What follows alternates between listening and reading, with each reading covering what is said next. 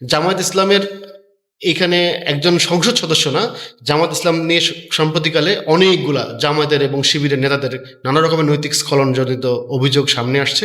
এগুলো তাদের properly deal করা লাগবে। এইটা আমরা যদি জামায়াত ইসলামকে ধরে চিন্তা করি তাহলে আমাদের ভুল হবে। এটা ঠিক ইসলামের চিন্তার জায়গাটা না, এটা তাদের দলের জায়গাটাকে, দল কিভাবে তাকে ডিল করতেছে, কিভাবে তাকে তৈরি করতেছে, কিংবা এগুলোকে কতটা প্রশ্রয় দিচ্ছে। আমরা জামাতকে সাধুবাদ জানাই যে এইরকম একটা অভিযোগ আসার সাথে সাথে তারা একটা সাংগঠনিক ব্যবস্থা নিয়েছে, তাকে বহিষ্কার করেছে দল থেকে। কারণ এইটাই আমাদের আমাদের প্রত্যাশা ছিল অন্তত জামাত ইসলাম এটা করুক। কিন্তু আমাদের সামগ্রিক প্রত্যাশা যেন জামাতের কাছে ইসলামিক মূল্যবোধ দেয়, জামাত প্রতিষ্ঠা করবে, এরকম না থাকলে ভালো হয়। সম্প্রতি জামাতের একজন এমপি নারী কেলেঙ্কারের কারণে বেশ আলোচনা সমালোচনার এক পর্যায়ে এসে জামাতের পক্ষ থেকে ওনাকে বহিষ্কার করেছেন। প্রশ্ন হচ্ছে, একজন সংসদ কিভাবে এমন একটি কাজে জড়ালো? জাতি একজন সংসদের কাছ থেকে কি আশা করে? আসলে নিঃসন্দেহে আমরা জনগণের প্রতিনিধি হিসাবে যাদেরকে আশা করি, প্রত্যাশা করি, তাদের কাছ থেকে আমরা সব থেকে নৈতিকতা বোধ সম্পন্ন মানুষজনদেরকে, যারা জনগণের প্রতি, রাষ্ট্রের প্রতি, মানুষের প্রতি, দেশ প্রকৃতি সকল কিছুর প্রতি তাদের দায়বদ্ধতা থাকবে। আমরা যখন তাদেরকে নৈতিক স্খলন অবস্থায় দেখি আমরা হতাশ হই। আবার একই সাথে আমি মনে করি যে মানুষের যে প্রবৃত্তির জায়গাগুলো মানুষের ভিতরে আছে, তো সেইটাকে আমি মনে করি যে রাজনৈতিক নেতৃবৃন্দ আসলে ব্যক্তিগত জীবনে কিংবা এই প্রবৃত্তির জায়গাগুলোকে অনেক সংযমের মধ্য দিয়ে আসলে রাজনৈতিক নেতা হয়ে উঠতে হয়। একজন সাধারণ মানুষের কাছ থেকে আমরা যেটা প্রত্যাশা করি, রাজনৈতিক নেতার কাছ থেকে তার থেকেও পরিশীলিত একটা রূপ আমরা প্রত্যাশা করি। সেখানে কোন দল এটা বিষয় না, কিন্তু আমরা চাই যে সবথেকে মানবিকতা বোধ সম্পন্ন মানুষ বা এক পরিশীলিত মানুষ হিসাবে আমরা রাজনীতিবিদদেরকে চাই। তারপরেও আমাদের জন্য আরও দুঃখজনক ব্যাপার হলো যে আমরা জামায়াত ইসলাম তাদের নিজেদেরকে যেইভাবে বাংলাদেশের মানুষের সামনে পোর্ট্রেট করে যে তারা আসলে সৎ লোকের শাসন, ভালো মানুষের শাসন, কিংবা আমাদের ধর্ম ইসলামকে ধারণ করে তারা রাজনীতি করে। আমি যদিও ওই মৌলানা ভাসানীর সেই বক্তব্যের মতোই বলবো, জামাতের ইসলাম মানে ইসলাম না। জামাত ইসলামের ইসলাম যদি আমরা মনে করি যে এটাই আমাদের ইসলামিক মূল্যবোধ, তাহলে এটা ভুল হবে। তারা একটা রাজনৈতিক দৃষ্টিভঙ্গি থেকে ইসলামকে ধারণ করে কিংবা ইসলামের সাথে ইসলামের মতাদর্শ নিয়ে চলে, কিন্তু তারা যেটা করে এটাই ইসলাম ধরে যদি আমরা চিন্তা করি তাহলে ইসলামের ভুল ব্যাখ্যা হবে। আসলে আমি মনে করি যে জামাত ইসলামেরও যদি ধর্মভিত্তিক রাজনীতি করার মানে লক্ষ্য নিয়ে তারা আগামীতে রাজনীতি করতে চাই, তাহলে এখানে দুইটা শর্ত সে যুক্ত হয়। এক হলো, আপনি যদি বাংলাদেশের প্রচলিত রাজনৈতিক ক্ষমতা কেন্দ্রিক মানে আলাপটা করতে চান বা ওই পথে আপনার সংগঠনকে পরিচালিত করতে চান, তাহলে আপনাকে সেটা ক্লিয়ার করতে হবে। অ্যাট দ্য সেম টাইম আপনি যদি ইসলামের আদর্শকে বাস্তবায়ন করার জন্য, ইসলামী ব্যবস্থার প্রতিষ্ঠা করার জন্য আপনার যদি লড়াই সংগ্রাম কিংবা আপনি যদি ওইটাই লক্ষ্য স্থির করেন, তাহলে আপনাকে একটা আদর্শভিত্তিক দল করতে হবে। জামাত ইসলাম আমি মনে করি যে এই দুইটার মাঝখানে এসে পড়ছে, যার ফলে ও তার দলের জায়গাতে ধর্মীয় আদর্শভিত্তিক জায়গায় ধরতে পারতেছে না, আবার ক্ষমতার রাজনীতি করতে পারছে না।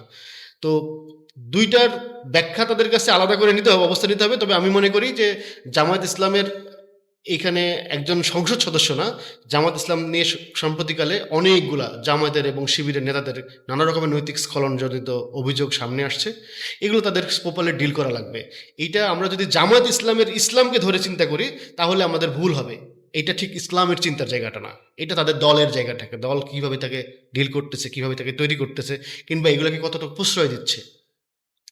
আমরা জামাতকে সাধুবাদ জানাই যে এইরকম একটা অভিযোগ আসার সাথে সাথে তারা একটা সাংগঠনিক ব্যবস্থা নিয়েছে, তাকে বহিষ্কার করেছে দল থেকে। কারণ এইটাই আমাদের আমাদের প্রত্যাশা ছিল অন্তত জামাত ইসলাম এটা করুক।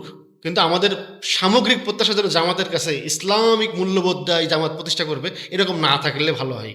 জামাত ইসলামের ইসলাম বাদ দেওয়ার দাবি জানিয়েছেন ডাকসুর ভিপি প্রার্থী শামীম।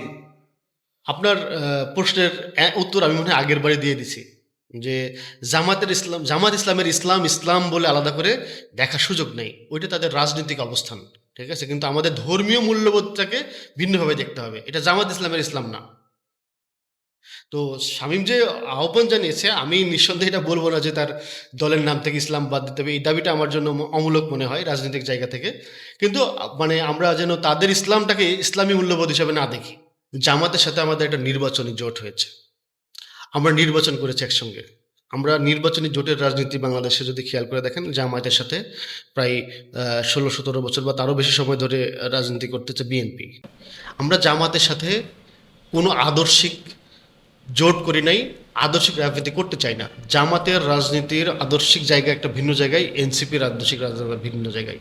আমরা একটা মধ্যপন্থী রাজনীতি করতে চাই। জামাত সেখানে ঘোষণা দিয়ে তারা ডানপন্থী রাজনীতি করছে। তো এইখানে আমাদেরকে জামায়াত বলে চালায় দেওয়ার যে একটা চেষ্টা, এখানে কিছু প্রগতিশীল মহল বা আমি বলবো যে আওয়ামী লীগের উচ্চেষ্টাভোগী কিছু সিনিয়র নামধারী কিছু লোকজন তৈরি হয়েছে, যারা নানাভাবে এই আওয়ামীতন্ত্রকে নতুন করে ফিরিয়ে আনতে চায়। তারা আসলে এনসিপিকে জামাতের সাথে জুড়ে দিয়ে সেই পুরনো আওয়ামী বয়ান দিয়ে বা জামাত মানে এনসিপিকে ডিল করতে চাচ্ছে। এটা তাদের ভুল, এবং তারা আসলে জামাতের রাজনৈতিক অবস্থান এনসিপির রাজনৈতিক অবস্থার সাথে গুলায় ফেলতেছে। কিন্তু আপনি যদি খেয়াল করে দেখেন, জোট হওয়ার পরেও এনসিপি কিন্তু তাদের স্বতন্ত্র রাজনৈতিক অবস্থান বজায় রেখেছে, জামাতের সাথে গুলায় যায় নাই। এই জায়গাটা মানে খুব বুঝতে হবে। আমি ব্যক্তিগতভাবে জামাতের রাজনৈতিক মতাদর্শিক জায়গাকে ধারণ করি না, জামাতের রাজনৈতিক সমালোচক হিসেবে আছি, অ্যাট দ্য সেম টাইম আমি এনসিপির রাজনীতি করছি। এই যে আমার অবস্থান, আমি এই অবস্থানে আমি রাজনীতিটা করতে পারছি, দ্যাট মিনস এনসিপি আসলে এখনো পর্যন্ত জামায়াতে গোলায় যায় নাই। এনসিপিকে জামায়াতের সাথে একত্রিত করা হয় 2-3টা বিষয় দিয়ে। এক হলো জামায়াতের সাথে জোট হয়েছে, আবার এনসিপিতে অনেকেই আছে যারা সাবেক জামায়াতের রাজনীতি করে এসেছে কিংবা শিবিরের রাজনীতি করে এসে তারা এসে এখানে যোগ দিয়েছে। কিন্তু ভাই আমরা তো ভিন্ন সংগঠন থেকে এসেছি, একটা ভিন্ন রাজনৈতিক পরিমণ্ডল থেকে এখানে এসেছি। কিংবা এখানে এনসিপিকে যদি একটু ডিফাইন করা যায়, এখানে নানা মত পথের লোকজন সম্মিলন ঘটেছে, একসাথে রাজনীতি করছে। তার মানে এনসিপির একটা আলাদা স্বতন্ত্র রাজনৈতিক অবস্থান তৈরি হয়েছে, যার ফলে সমস্ত পরিফেরি থেকে এসে তারা এখানে একসাথে কাজটা করতে পারছে। যদি জামাতিকরণ হয়ে যেত এনসিপিকে, তাহলে আমি অন্তত এনসিপিতে থাকতে পারতাম না। আর আমি তো জামাতকে কোনোভাবে অন করতে পারি না। আমি বাংলাদেশের রাজনীতিতে 71 ইস্যুতে জামাতকে কঠোর সমালোচনা করতে চাই, নারী ইস্যুতে তাদের অবস্থানকে কঠোর সমালোচনা করতে চাই। কিন্তু আমরা যখন নির্বাচনী জোটের আলাপ করি, এটা হয় কৌশলগত ব্যাপার। রাজনৈতিক জোট সবসময় কৌশলগত অবস্থান হয়। তো সেই জায়গাটা আমরা যারা রাজনীতি করে আসছি, এটা হয়তোবা একজন সাধারণ মানুষ সে একটা ভিন্নভাবে ব্যাখ্যা করতে পারে, কিন্তু যারা রাজনৈতিক ব্যক্তি বলি, রাজনৈতিক কর্মী, রাজনৈতিক সমালোচক, তারা যখন এটাকে ব্যাখ্যা করে, তখন মনে করি তারা উদ্দেশ্য প্রণোদিতভাবে এটাকে ডিফেম করার চেষ্টা করে, কিংবা একটা উঠতি রাজনৈতিক সংগঠনের যে অগ্রসরতা, এইটাকে তারা মেনে নিতে পারে না। কিংবা আমরা যদি আরও স্পষ্ট করে বলি, এনসিপি এখনও পর্যন্ত আমি সাবঅল্টার্নদের পলিটিক্স মনে করি, যে আমরা যারা পিছিয়ে পড়া সাধারণ মানুষের সন্তান, কৃষকের সন্তান, আমরা নব্য মধ্যবিত্ত বলবো, আসলে উঠতি মধ্যবিত্ত পরিবার সন্তানরা যারা রাজনৈতিক নেতৃত্বে নিজেদেরকে মনে করছে যে আমরা বাংলাদেশকে পরিচালনা করার দায়িত্ব নেব, নেতৃত্ব নেব, এইটা আসলে তথাকথিত স্টাবলিশমেন্ট, তথাকথিত এলিট কিংবা প্রগতিশীলতার নামে নানা রকমের এজেন্ডা নিয়ে কাজ করা মানুষ, তারা এটা মানতে পারে না। তারা এটাকে যে কোনোভাবে থামাই দিতে চায়, যার ফলে তারা জামাতের সাথে মিলিয়ে এনসিপিকে ব্যাশিং করার চেষ্টা করে।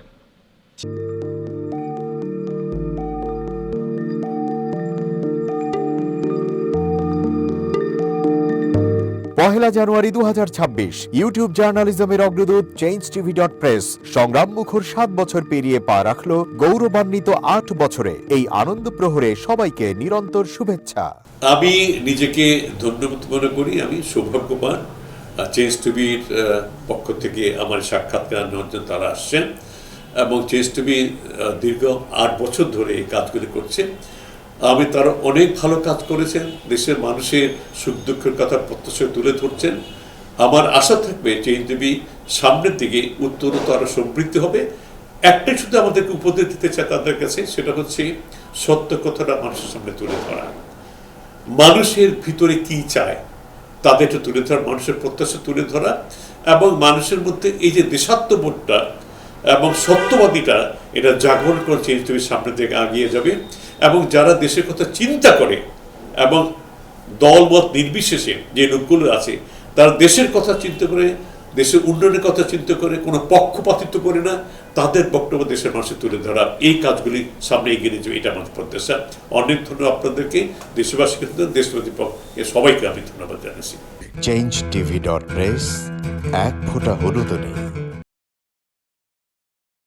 আমরা শুধু আপনাদের কাছে একটাই আবেদন করব, মিথ্যার পিছনে দৌড়বেন না, সত্যকে ধারণ করেন, সত্যকে জনগণের কাছে তুলে ধরেন। সেটা যতই কঠিন হোক না কেন, পিছপা হবেন না, ভয়ের কোনো কারণ নেই। আল্লাহর সাথে থাকেন, আল্লাহ আপনাকে সাহায্য করবে। কোনো মানুষের কাছ থেকে কোনো সাহায্য কামনা করবেন না। ধন্যবাদ। changeTV.press, এক ফোঁটা হলুদ নেই।